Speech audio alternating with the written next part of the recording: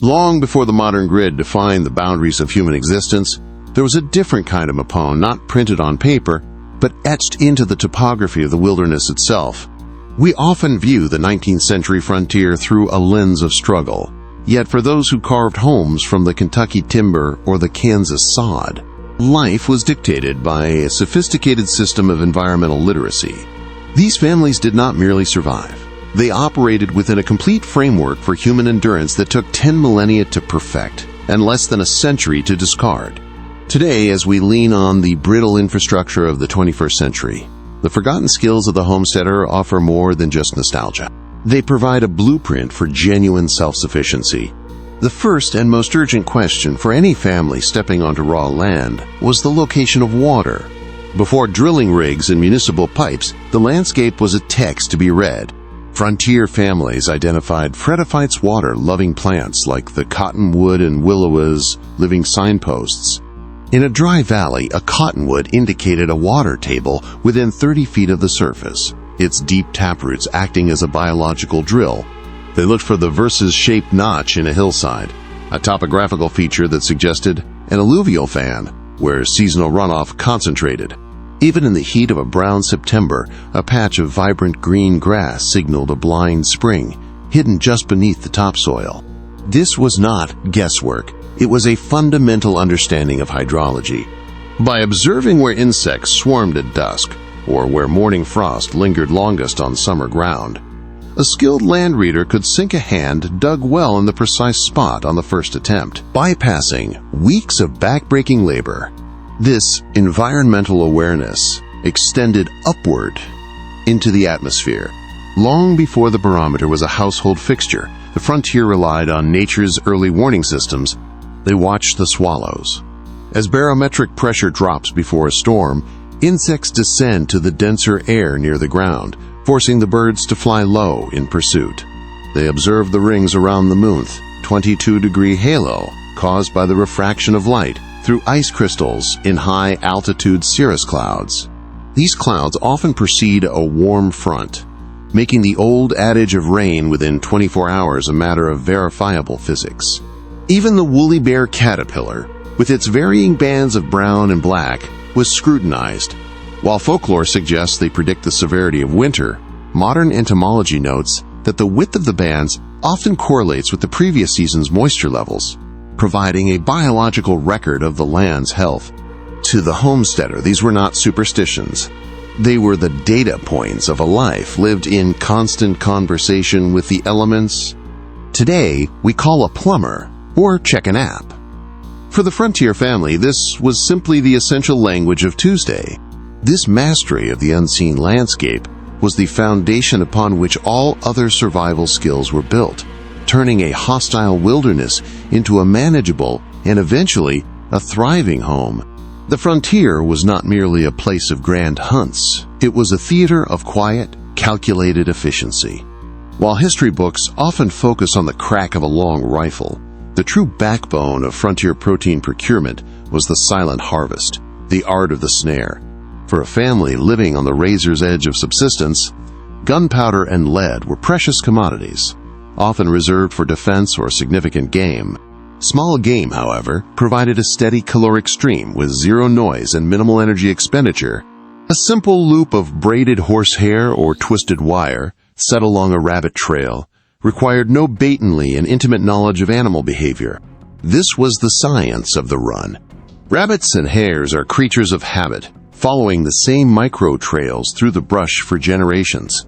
By identifying fresh droppings, compressed grass, and the faint depressions where a foot struck the earth, a homesteader could set a snare exactly 2 finger widths high.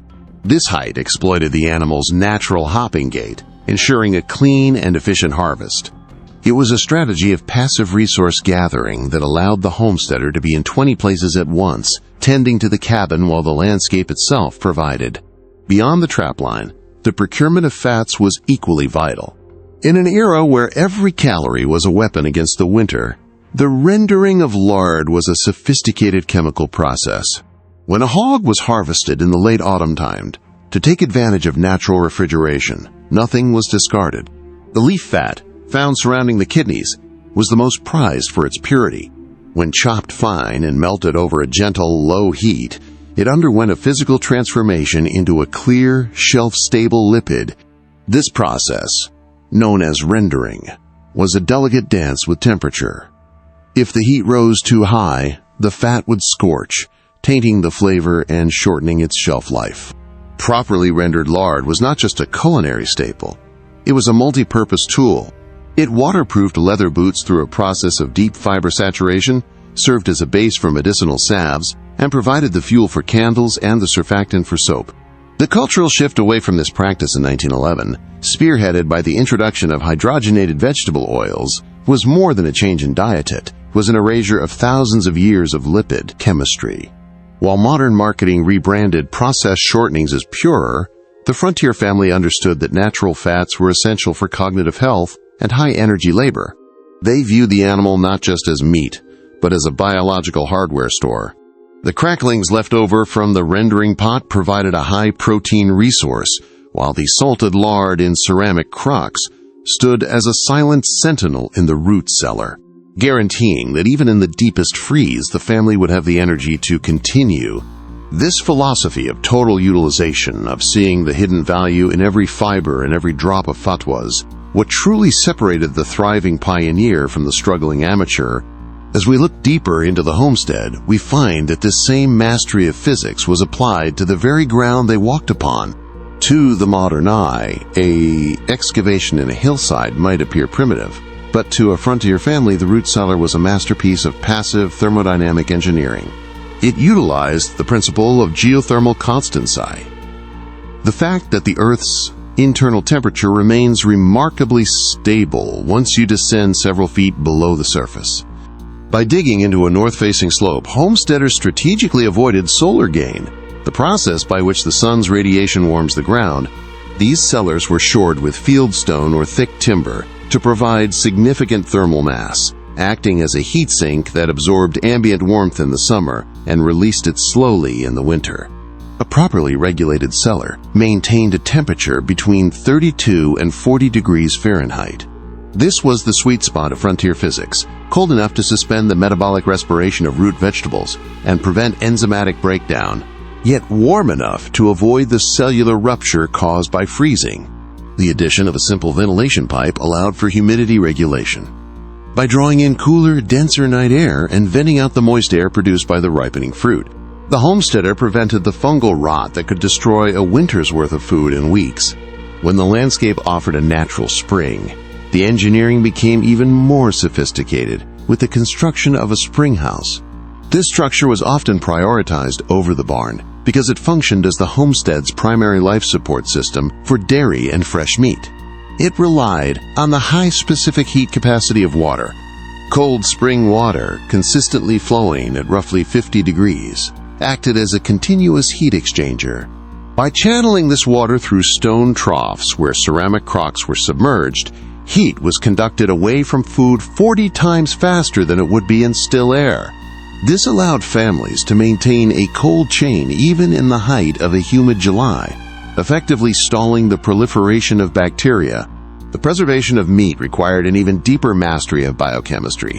When a permanent smokehouse was unavailable, the trail cure utilized a low-temperature smoldering process known as pyrolysis. Using green hardwoods like hickory or oak, homesteaders generated smoke rich in over 400 chemical compounds, including phenols and formaldehyde. These compounds did more than provide flavor. They created a sterile, acidic microfilm on the meat's surface that inhibited the growth of spoilage, causing microbes. This was often paired with dry salt curing, which utilized the power of osmosis. By packing meat in barrels of salt, the homesteader physically pulled moisture out of the muscle fibers. By lowering the water activity of the tissue, they created an environment where bacteria could not survive or reproduce. A salt-cured ham could remain stable for 18 months without a single watt of electricity. It was a testament to a time when survival was not a matter of convenience, but a sophisticated, calculated mastery over the microscopic world. The frontier landscape was more than a source of fuel and food. It was a living pharmacy. Where the modern world sees a weed-choked ditch, the homesteader recognized a sophisticated array of biochemical agents This botanical intelligence was not based on superstition, but on centuries of trial and meticulous observation. One of the most ubiquitous tools in this natural medicine chest was Plantago major or broadleaf plantain. While today it is often considered a nuisance in manicured lawns, to a frontier mother it was an essential drawing herb. When the leaves are crushed, releasing the bioactive compound, aucubinate acts as a powerful anti-inflammatory. Applied as a poultice to a bee sting or an infected cut, it utilized chemical signaling to draw toxins from the tissue. This was a practical application of pharmacology long before the arrival of synthetic salves. For more severe trauma, the frontier relied on yarrow. Named after Achilles, who supposedly used it to treat his soldiers, yarrow contains alkaloids that promote blood coagulation. In an environment where a deep axe wound could be fatal, the ability to pack a wound with powdered yarrow was a life-saving skill. Furthermore, the use of raw honey as a primary wound dressing was a masterclass in microbiology. Modern research confirms that honey's high sugar content creates an osmotic effect that dehydrates bacteria, while the enzyme glucose oxidase produces hydrogen peroxide, creating a sterile environment where pathogens cannot thrive. These were not primitive guesses. They were observed, repeated, and refined treatments that functioned effectively in the absence of clinical infrastructure.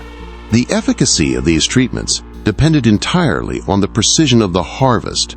Frontier kitchens were often draped in drying herbs, but this was more than a decorative choice. The timing was critical. Herbs were cut just as the flowers began to open, the exact moment when the concentration of volatile oils and medicinal metabolites was at its peak.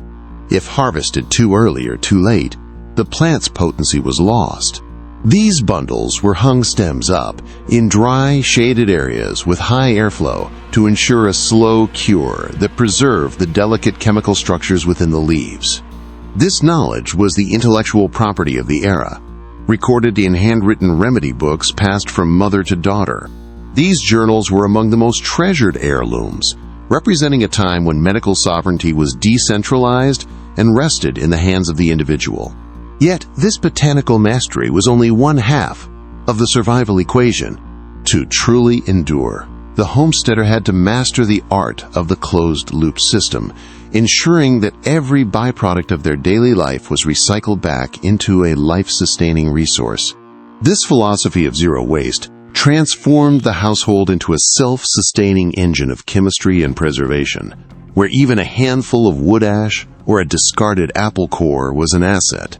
In the frontier economy, waste was not just a loss of resources. It was a failure of imagination.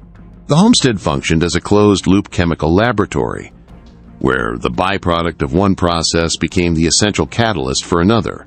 Nowhere was this more evident than in the fireplace. Beyond providing warmth and a cooking flame, the hearth was a source of potassium carbonate, found in the white ash of hardwoods like oak and hickory. By collecting this ash in a hollowed log or barrel and leaching rainwater through it, the homesteader produced lye, highly caustic, alkaline solution. This process was a masterclass in empirical chemistry. The frontier woman would test the strength of the lye by floating a fresh egg in the solution. If the egg sank, the lye was too weak. If it floated with only a small circle of shell exposed, the specific gravity was perfect for saponification. When this lye was boiled with rendered animal fats, a chemical reaction occurred, breaking the ester bonds of the fats and transforming them into soap. This was not the harsh, abrasive substance of myth, but a sophisticated surfactant. By varying the fat source using lard for soft laundry soap or tallow for harder, more stable, Barsty maintained a level of hygiene that defied the rugged conditions of the wilderness. The same philosophy of preservation applied to the egg bank. In the spring, when daylight hours increased and hens reached peak production, the surplus was immense. To store these for the winter, homesteaders used water glasses solution of sodium silicate. The science behind this was ingenious. An eggshell is a porous membrane containing thousands of microscopic vents for gas exchange.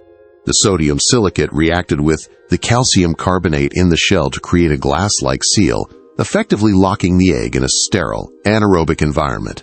Stored in a cool cellar, these eggs remain biologically viable for over a year, a feat of preservation that modern refrigeration cannot match in terms of longevity and energy efficiency.